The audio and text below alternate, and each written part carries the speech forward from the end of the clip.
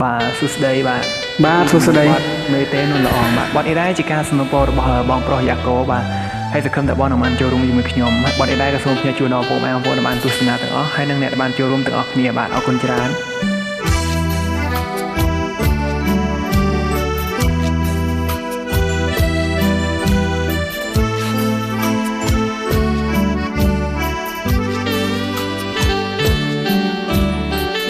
លឿយទេនួនល្អងមានប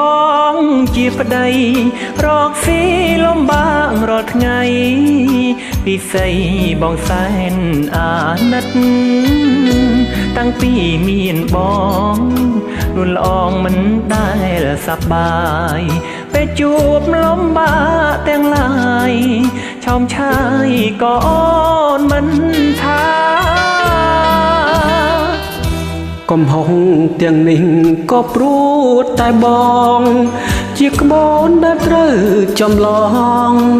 តែបងក្បូនគ្មានច្រវាពេលខ្លាំងបងធ្វើឲ្យអូនមានបញ្ហាឲ្យអូនហត់ទឹកនេត្រាក៏អូនមិនថាព្រុងបងគ្មានសាំងគ្មានឡានបើកជូនឲ្យស័កសមចិត្ត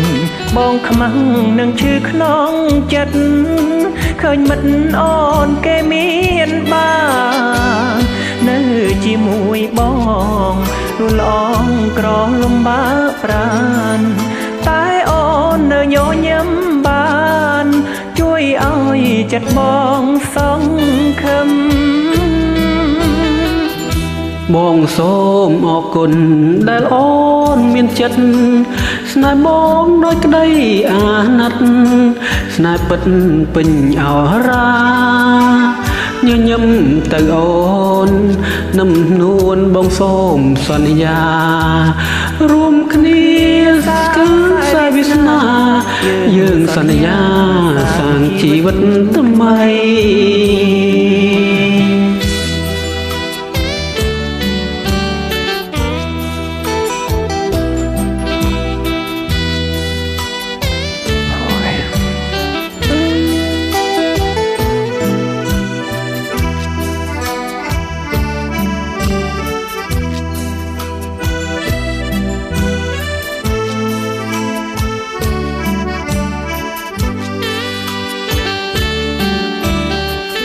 បងសូមអរគុណដែលអូនមានចិត្តស្នេហ៍បងដោយក្តីអាណិត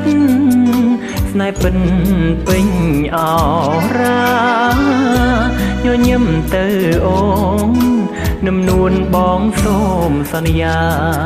រួមគ្នាសាងខ្សែវាសនាយើងសន្យាសាងជីវិតថ្មីបាទអរគុណច្រើនបាទជួបគ្នានៅបទក្រោយៗទៀតបាទបាទអរគុណច្រើនបាយ